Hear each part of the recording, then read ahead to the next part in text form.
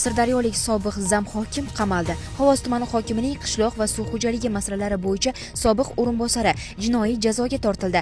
Kun.uz internet nashri tanishgan sud hujjatlari sud hukmida keltirilishicha 1989-yilda tug'ilgan Umidjon Xoliqov 2025-yil 4-apreldan Xovos tumani hokimi o'rinbosari lavozimida ishlagan. Uning sherigi 1985-yilda tug'ilgan To'rabek Mamanazarov esa Sirdaryo viloyati investitsiyalar, sanoat va savdo boshqarmasi Xovos tumani bo'limi mutaxassisi bo'lib ishlagan.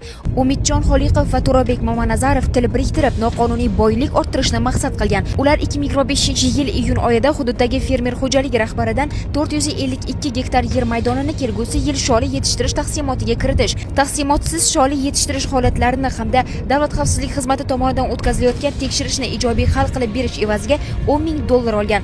Shundan so'ng sudlanuvchilar yer maydonini davlat zaxirasiga olib qo'yish va fermer xo'jalik rahbariga nisbatan jinoyat ishi qo'zg'atirish bilan tahdid qilib, qo'shimcha $20 ming talab qilgan. 2025-yil sentyabr oyida fermerning arizasi asosida tezkor tadbir o'tkazilgan. Unda Umidjon Xoliqov so'ralgan pulidan $10 ming To'rabek Mamanazarov orqali olgan vaqtida ushlangan. Shuningdek, Umidjon Xoliqov va To'rabek Mamanazarov 2025-yil iyul oyida tumanda 106 gektar yer maydoniga sholi ekkan chet el fuqarosining $10 ming pulini ham firibgarlik yo'li bilan qo'lga kiritgan. Ular ekin maydoni Birlashgan Arab Amirliklaridan kelgan investorlarga kannabis o'simligini yetishtirish uchun berilganini, sholini noqonuniy yetishtirayotganini bildirishgan. So'ngra kelgusida mazkur sholini yetishtirish uchun ularga tuman hokimligi tomonidan eksport qilish ko'rsatkichini ko'tarish maqsadida $10 ming berishi zarurligi aytishgan. Jinoyat ishlari bo'yicha Boyovut tumani sudining 2026-yil 22-yanvardagi hukmi bilan Umidjon Xoliqov va To'rabek Mamanazarov Jinoyat kodeksining 165-moddasi tovlamachilik 3-qismi A bandi hamda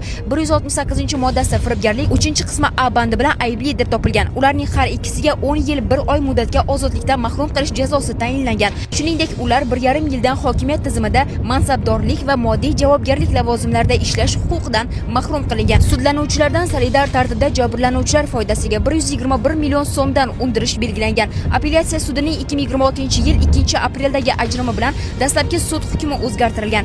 Ya'ni ish bo'yicha yetkazilgan zarar qoplangani hamda jabrlanuvchilarning da'vosi yo'qligi sababli 10 yil 1 oy ozodlikdan mahrum qilish jazosi 8 yil 1 oy muddatga tushirilgan.